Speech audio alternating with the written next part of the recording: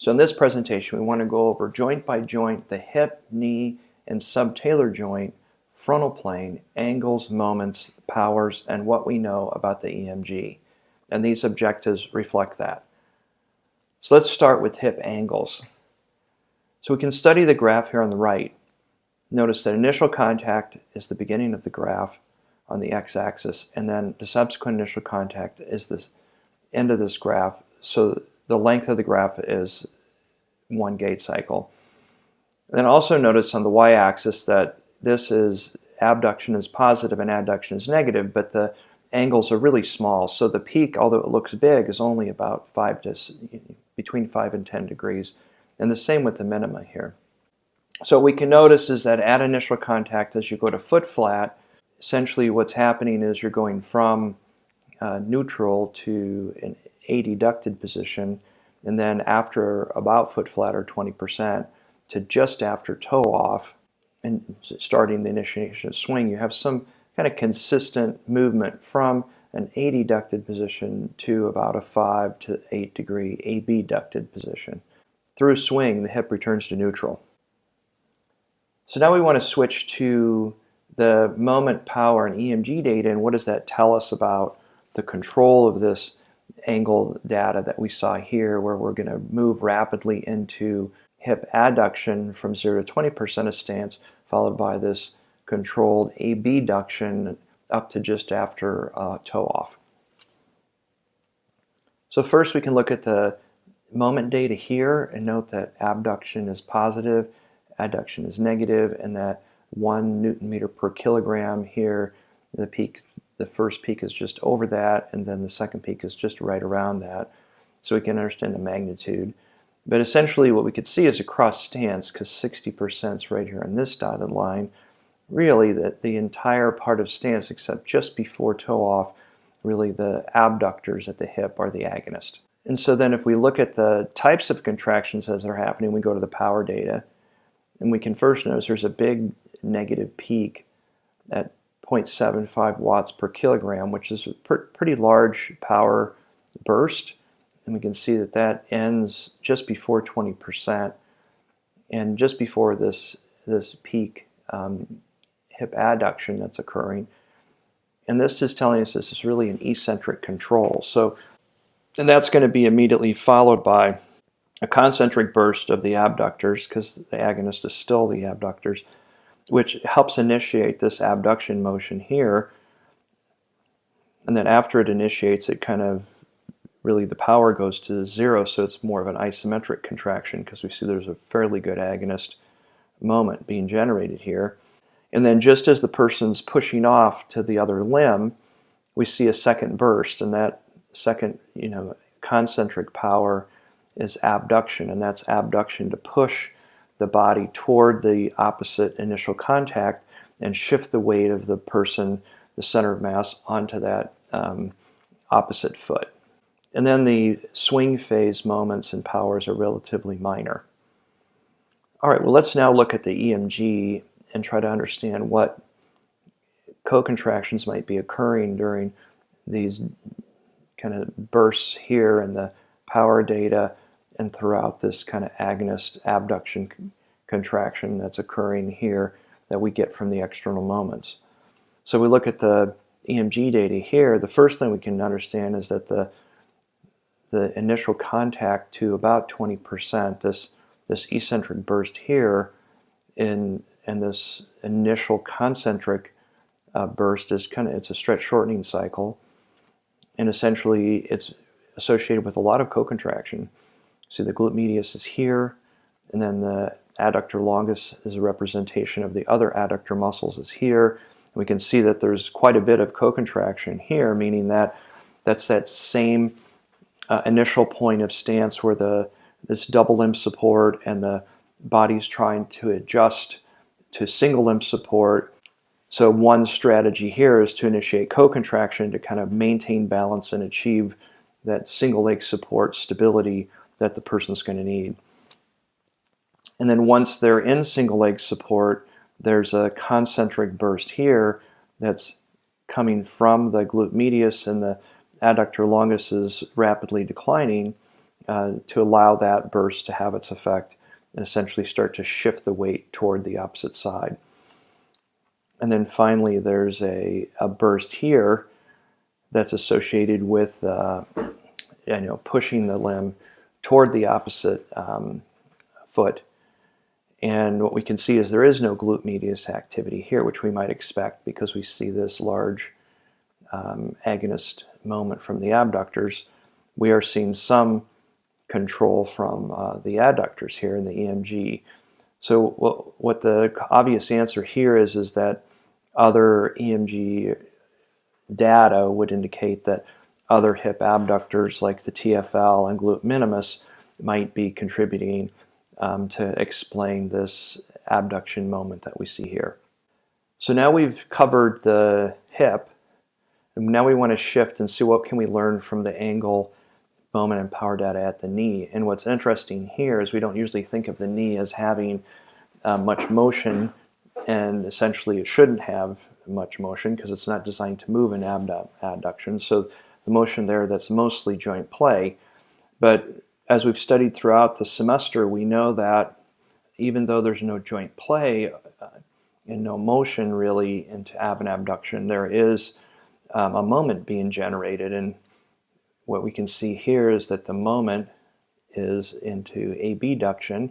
That's again the internal moment, and it's not insignificant, about 1 Newton meter per kilogram at the initial weight acceptance part of gait. And it's mostly sustained throughout the stance phase,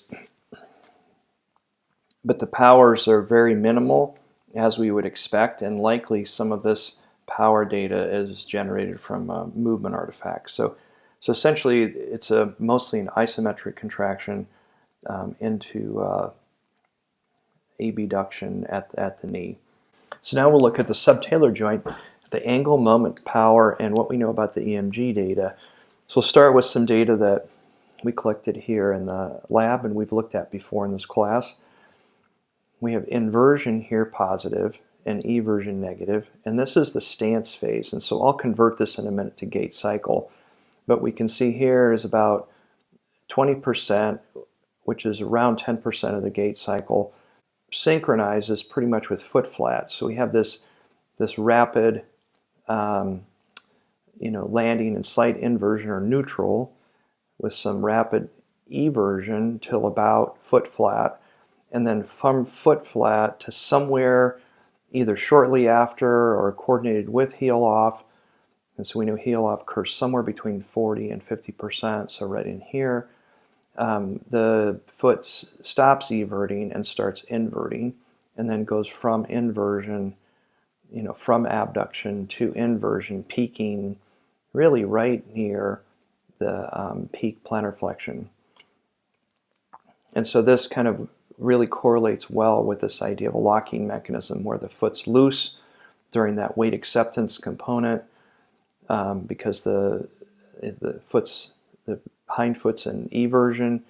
It stays in eversion as the foot's adapting to the ground, and then essentially after it gets through that single leg support phase and starts to move into double leg support, and just before then it starts inverting. That inversion gives the foot stability, so as the plantar flexors increase their moment, that synchronizes somewhat with the ability of the foot to handle that torque, and then transfer the torque from the plantar flexors to the ground. So the inversion here peaks right around the terminal stance at about 5 to 10 degrees. So next we want to talk about the moment data, and we'll show that in a minute. But what we're going to do is instead, for understanding how this might be controlled, we're going to focus more on the EMG data, just because the moments are really difficult to calculate around the subtalar joint axis for many different reasons. And so the moment data is small and it's inconsistent, so it's really unclear what might be, quote, typical. So let's look at the EMG data to see what we can learn. So essentially during this very first phase of gait, early to mid stance, most data suggest that both the everters and the inverters are somewhat active. And so that means that here we would have for everters peroneus longus and brevis, and then for inverters that's primarily posterior tibialis muscle, and then its other agonists, which would include the FDL and the FHL, could also be active. So all those muscles co-contract here, and so that co-contraction really controls whatever moment's occurring at the subtalar joint to lower the foot to the ground, so it gets into this pronated position. And so at a theoretical level, there's a lot of arguments for the posterior tib being very important to control eversion from 5 to 35%, and then also to initiate this return to inversion at 35 to 65%. And so we can see that the posterior tibialis muscle is important both for controlling eversion and then initiating this inversion toward the end of the stance phase. Now the peroneus longus might be more effective at first co-contracting to add stability to the subtalar joint because the loads are quite high, and then secondly to push the first metatarsal into plantar flexion to bring that pressure around the longitudinal axis of the forefoot during terminal stance. And so that coordinated contraction between the posterior tib and the peroneus longus may add stability both to the subtalar joint and the midfoot at the talenonavicular joint for the posterior tib, and then it may twist the forefoot, the peroneus longus muscle may twist the forefoot around the longitudinal axis into eversion, bringing that first metatarsal head down into the ground, shifting the pressure to the medial side of the foot for push-off. Now, an important question is, what's the relative importance of the hip, knee, and ankle in maintaining stability? A key problem is falls and instability in people both with injuries and just in the elderly in general. And so frontal plane control is an important element of this. So what we want to do right now is look at what's the potential contribution to righting the trunk from the hip, knee, and ankle. So the first thing we notice is that the hip gets moments at the peak at weight acceptance around 1.2 newton meters per kilogram, a little bit less at toe off. The knee about 0.75 to 1 newton meter per kilogram, and then the ankle really less than 0.2 newton meters per kilogram, so pretty low at the ankle. And so just the magnitude of the moments first would tell you that either the hip or the knee is the main player in terms of balancing the trunk and keeping it upright. And so even though the foot may be important for other things in terms of torque being generated to keep the trunk and the pelvis level, it has to be coming from the knee or the hip. And because we know that the knee doesn't really have any ab and adduction motion, that essentially that's all going to be attributed to the hip. So the hip is the primary balance control strategy to keep the person in balance during single limb support in the frontal plane. And then what's important about the foot is that the ground reaction force vector is going through the foot, and so the angle of the ground reaction force vector, which will influence the loading at the hip, is really important in terms of the base of support. And so even though the foot moments and torque aren't creating a lot of power at the trunk or transferring power to the trunk to keep the trunk vertical, they are important in terms of the direction of the ground reaction force and getting good contact with the ground, to make it easier for the person to navigate their center of mass into their base of support during single limb stance. And just to reiterate the importance of the frontal plane control at the hip, knee, and foot, we should see our first picture of a pathologic gait here, where you can see the person, one on the right side. If we just evaluate the right side, they're having difficulty adapting the foot to the ground. The knee is in adduction or varus, and the person is requiring external support at the hip to kind of maintain balance. And so this is really a triple threat. They're unable to conform their foot to the ground. They're unable to control the hip ab and abduction moments. So understanding the frontal plane mechanisms from a normal gait can help you start to kind of problem solve the common frontal plane problems patients have in pathologic gait.